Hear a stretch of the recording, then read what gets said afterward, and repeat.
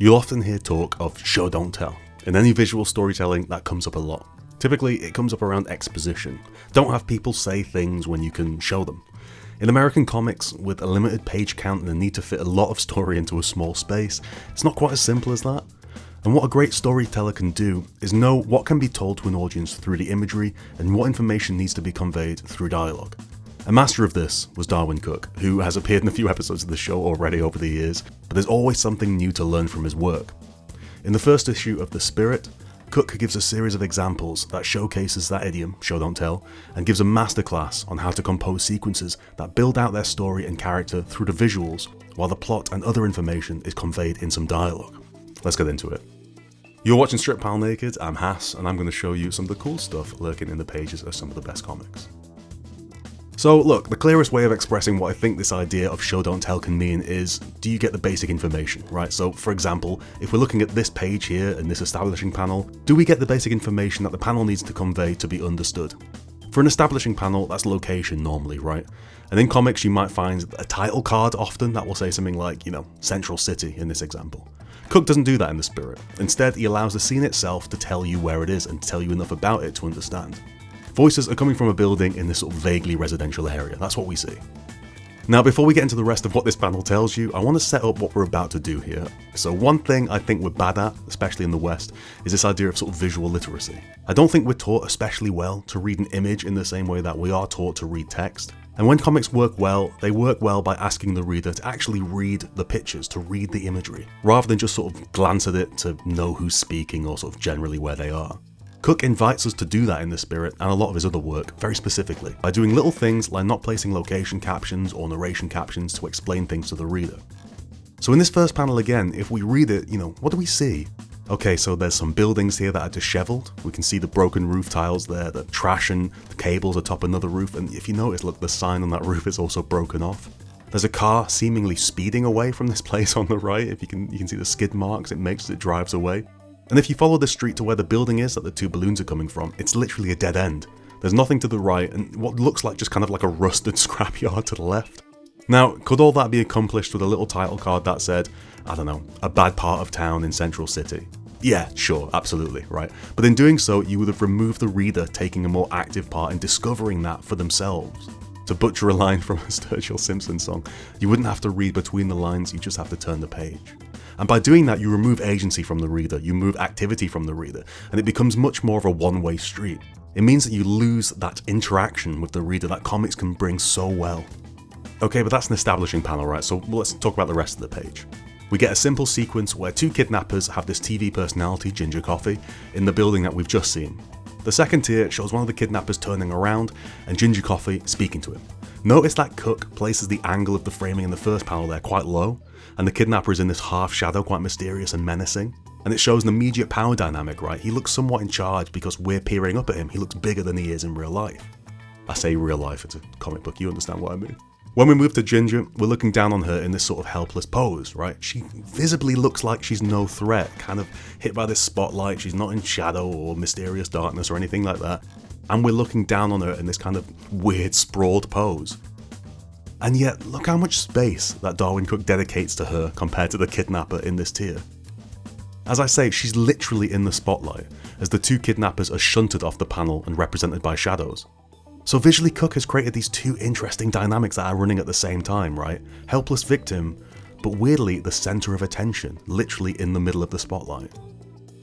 The third tier does something similar again, where we're looking up at these two kidnappers in what is clearly a panel designed to have them sort of loom over Ginger and the reader.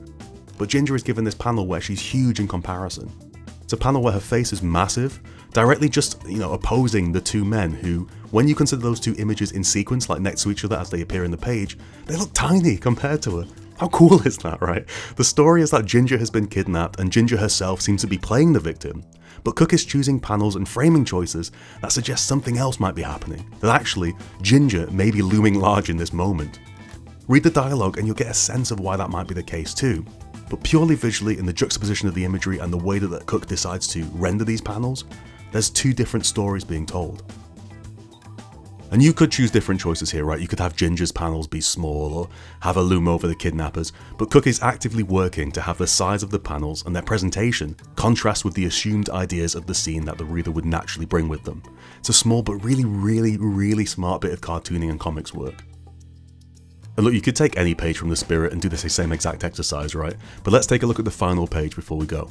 Again, Cooke uses this establishing panel to set the scene. So we see a mausoleum off in the distance. To get to it, you have to kind of cross this graveyard and this creepy branch that seems to literally be blocking the path. But it also creates a kind of panel within a panel using the gates in that branch, which locks off the spirit's hideout even more. But looking at the image, you can see that it's an old place, right? It's not looked after, probably not visited very often, we could assume. It's a hideout spot. The next panel once again frames Ebb and Spirit there in separate panels too, cutting them off from each other, making their areas kind of smaller, their own panels smaller. And in the second tier, he does that again too, with the shadows on the wall you can see behind the spirit. And in Ginger's panel, she's once again got the bigger panel taking up more space on the page. And notice how Spirit and Ebb are actually looking at Ginger's panel too, that's so cool. She's like a magnet, drawing the gaze of them and us as readers because of that. The final tier does the same concept. Ginger in a close-up, taking up the majority of the tier, while the spirit is forced into a much smaller panel physically, kind of looking back at it too. You know, his back is to the end of the comic, to the edge of the page. Isn't that so much fun? You can infer so much from the physicality of the characters. The way Ginger seems to be sort of cheekily looking at Spirit, the way he's slumped in his seat looking back at her, how she's absorbing a lot of the space on the page, and Spirit is not just in smaller panels, but he's actually getting blocked off by elements within the panels too. It makes his physical presence seem even smaller, in his own comic, right? What a world. And that's one of those fun comic things, where you have this final tier, with Ginger looking to the right, Spirit looking to the left. These two exist in the same world for a moment, even though one is on TV and the other is in this sort of hideout room. The spirit is watching Ginger on TV, and yet that wink, that look, seems to be directly sent to the spirit. That's something that you can only really pull off in comics, and only really someone like Darwyn Cooke, who has this full kind of mastery of the medium, can do so successfully and so easily. You know, I love Darwyn Cooke, we've talked about him a lot on this show, as I've said before, and I love his work not just in The Spirit, but across all of it. In the Parker series, DC's New Frontier, so much brilliant work has been done by Darwyn Cooke. He understood that show don't tell is actually tell by showing, or, you know, to use a less compact idea, but maybe a more accurate one, something like let the reader learn to read the imagery in the comic, which means the dialogue doesn't have to take on too much responsibility in the balance of the page. Okay, that's not as much fun, I admit, as Show Don't Tell, and it's not very catchy, but Darwyn Cooke was an absolute master of it, and The Spirit Issue 1 is a brilliant place to begin studying that idea. Thanks for watching.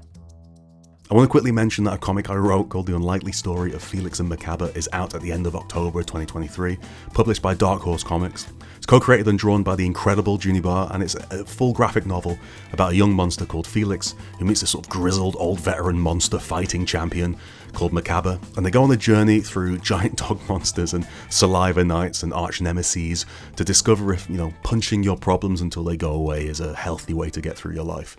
You can pre-order it now from anywhere, Amazon, Barnes & Noble, Waterstones in the UK. Any bookshop or comic book shop will also order it for you if you ask them. We're very proud of it, and I hope you'll like it too. Otherwise, check out the 2-time Eisner-winning magazine I created and co-edited called Panel by Panel. There's a deep dive interviews and great craft discussions with just tons and tons and tons of brilliant creators like Tom King, Cliff Chang, Matt Fraction, Kelly Sue DeConnick, and way more. And I'll be back soon with more new episodes. Catch you next time.